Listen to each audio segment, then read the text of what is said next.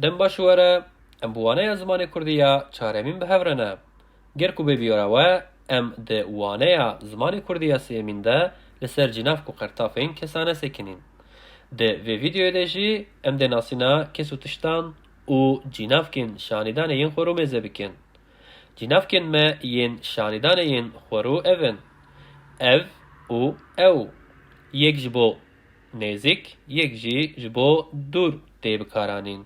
Ango ev ji bo nêzik tê bikaranîn, ew jî ji bo dûr tê bikaranîn. Wek mînak ji bo ev. Ev pênûs e, yekjimar. Ev pênûs in, pirjimar. Ew ango ji bo dûr. Ew rojname ye, yekjimar. Ew rojname ne, pirjimar.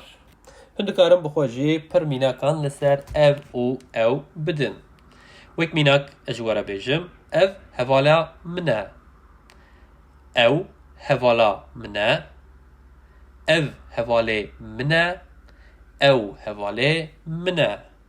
Were niha jî em nasîna hin tişt û amûra bikin. Gelo em tişta çawa pênase dikin û çawa binav dikin.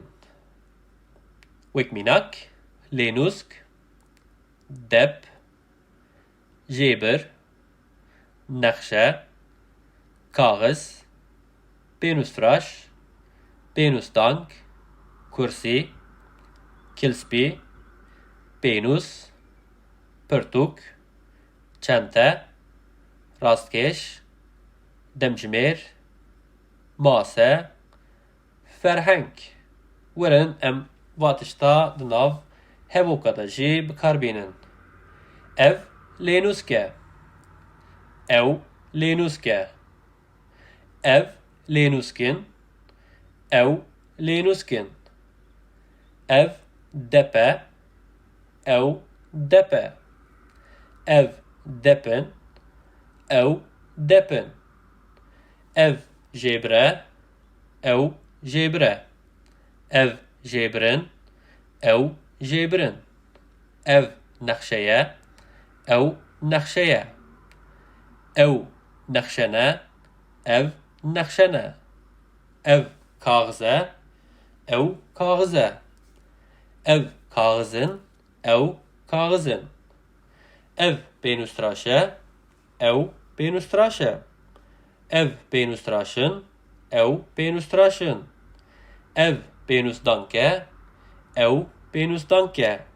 Ev pênûsdankin. Ew pênûsdankin. Werin niha jî em cînavkên pirsiyariyê yên xwe rû mêze bikin. Kî û çi? Tu kî yî?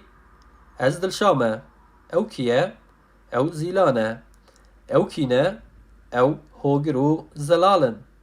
Ji bo çi? Wek mînak: ev çi ye? Ev lênûsk e. Ji bo nêzik û yekjimar. Ev çi ne? Ev jêbirin. Ji bo nêzik û pirjimar. Ew çi ye? Ew dep e. Ji bo dûr û yekjimar. Ew çi ne? Ew çente ne.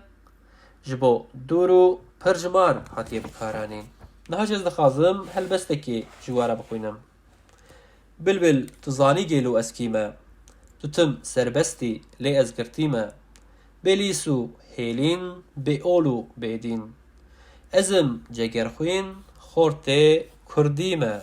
Ev jî helbestekî Kurd ji aliyê cegerxwîn ve hatiye nivîsandin.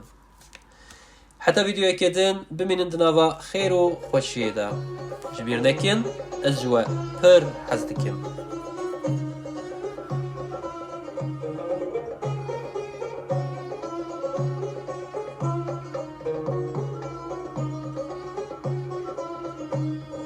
بخمل وروشة شيرين وخشة شيرين وخشة زمان كردي